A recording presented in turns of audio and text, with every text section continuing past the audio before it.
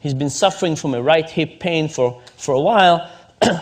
And then they said to the physician, yes, you decided a few weeks ago that nothing is working for this patient. All these medications, nothing seems to be working, so you refer the patient to hip replacement therapy, hip replacement, okay? So the patient is on a path to have his hip replaced. And then they said, half the physician, they said, yesterday, you reviewed the patient's case and you realized that you forgot to try one medication. You did not try ibuprofen. What do? Do you pull the patient back and try ibuprofen, or do you let them go and have hip replacement? Well, I don't know what you think physicians will do. Actually, how many people here think that the physicians will pull the patient back and try hip replacement? Anybody? Wow. By the way, it's kind of average. Even physicians don't think. But the good news is that most physicians in this case decided to pull the patient and try hip replacement. Very good for the physicians. Sorry? Yes, try ibuprofen. This is why my clock is running so fast. I'm getting so many mistakes. The other group of the physician, they said, yesterday when you reviewed the case, you discovered there were two medications you didn't try out yet. Ibuprofen and piroxicam. Actually, I didn't make a mistake before. Just testing if you're listening. Okay, they said, you have two medications you didn't try out yet. What do? You let them go, or you pull them back. And if you pull them back, do you try ibuprofen or piroxicam? Which one? Now, think of it. This decision makes it as easy to let the patient continue with hip replacement, but pulling them back all of a sudden becomes more complex. There's one more decision. What happens now? Majority of the physicians now choose to let the patient go to hip replacement. I hope this worries you, by the way. When you go to see your physician. The thing is that no physician would ever say, piroxicam, ibuprofen, hip replacement, let's go for hip replacement. But the moment you set this as the default, it has a huge power on whatever people end up doing. I'll give you a couple of more examples of irrational decision-making. Imagine I give you a choice. Do you want to go for a weekend to Rome, all expenses paid, hotel, transportation, food, breakfast, a continental breakfast, everything, or a weekend in Paris? Now, weekend in Paris, weekend in Rome, these are different things. They have different food, different culture, different art. Now, imagine I added a choice to the set that nobody wanted. Imagine I said a weekend in Rome, a weekend in Paris, or having your car stolen.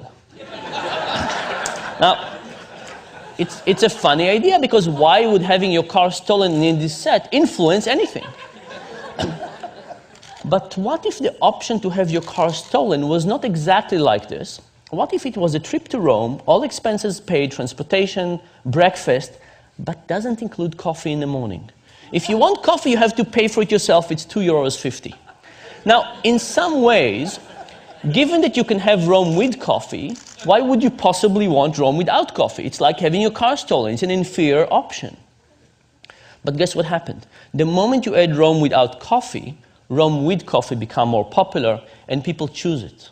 The fact that you have Rome without coffee makes Rome with coffee look superior, and not just to Rome without coffee, even superior to Paris. The same thing happens with Paris, so you don't think? Here are two examples of this principle.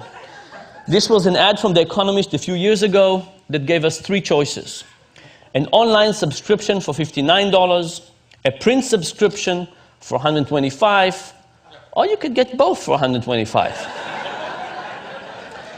Now, I looked at this and I called up The Economist and I tried to figure out what were they thinking, all right, what was going on. And they passed me from one person to another, until eventually I got to a person who was kind of in charge of the website, and I called them up and they went to check what was going on, and the next thing I know, the ad is gone and no explanation. So I decided to do the experiment that I would have loved The Economist to do with me. I took this and I gave it to 100 MIT students. I said, what would you choose? And these are the market share. Most people wanted the combo deal. Thankfully, nobody wanted the dominated options. It means our students can read. But now, if you have an option that nobody wants, you would take it off, right? So I printed another version of this when I eliminated the middle option, and I gave it to another 100 students. Here's what happens. Now the most popular option became the least popular, and the least popular became the most popular. What was happening is that option that was useless in the middle was useless in the sense that nobody wanted it. But it wasn't useless in the sense that it helped people figure out what they wanted. In fact, relative to the option in the middle, which was get only the print for 125, the print and web for 125 looked like a fantastic deal. And as a consequence, people chose it. The general idea here, by the way, is that we actually don't know our preferences that well. And because we don't know our preferences that well, we're susceptible to all of these influences from the external forces, the defaults, the particular options that are presented to us, and so on. One more example of this, people believe that when we deal with physical attraction, we see somebody and we know immediately whether we like them or not, attracted or not. This is why we have these 4-minute dates. So I decided to do this experiment with people. I'll show you graphic images of people, not real people. The experiment was with people. I showed some people a picture of Tom and people a picture of Jerry, and I said, who do you want to date, Tom or Jerry? But for half the people, I added an ugly version of Jerry. I took Photoshop and I made Jerry slightly less attractive.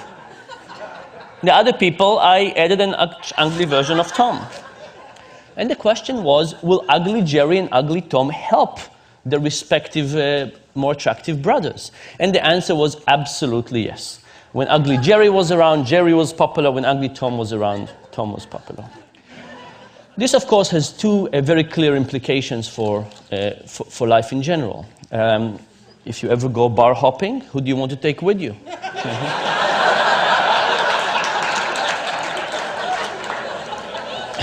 You want a slightly uglier version of yourself. Similar, but slightly uglier. And the second point, of course, is that if somebody else invites you, you know how they think about you. Now you're getting it. What is the general point? The general point is that when we think about economics, we have this beautiful view of human nature. You know, what a piece of work is man, how noble in reason. We have this view of ourselves, of others.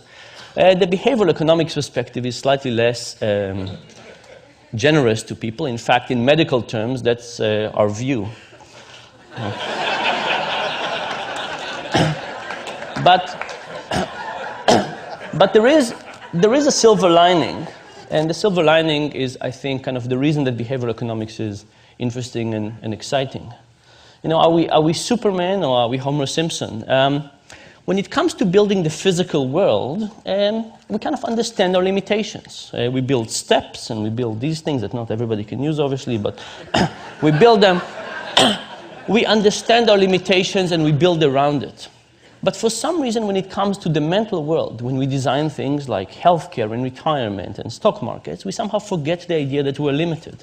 And I think if we understood our cognitive limitations in the same way that we understand our physical limitation, even if they don't stare us in the face in the same way, we could design a better world. And that, I think, is the hope of this thing.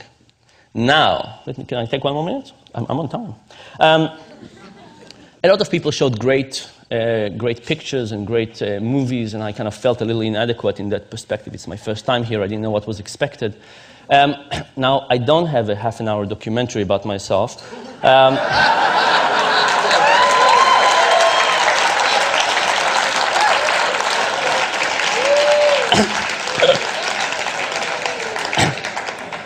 But I do have a 45-minute clip. Oh, there's no sound, though. And I'm Standard Economics. Isn't this a wonderful world that we live in? People always making rational decisions all the time, never letting their emotions cloud their judgment, and always thinking about the future.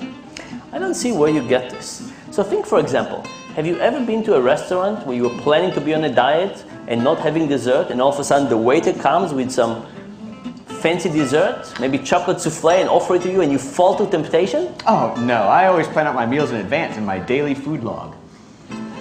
What about sex? Imagine that you're aroused, you're with somebody, and you don't have a condom. What would you do under those circumstances? That would never happen. I use my much smaller daily sex planner.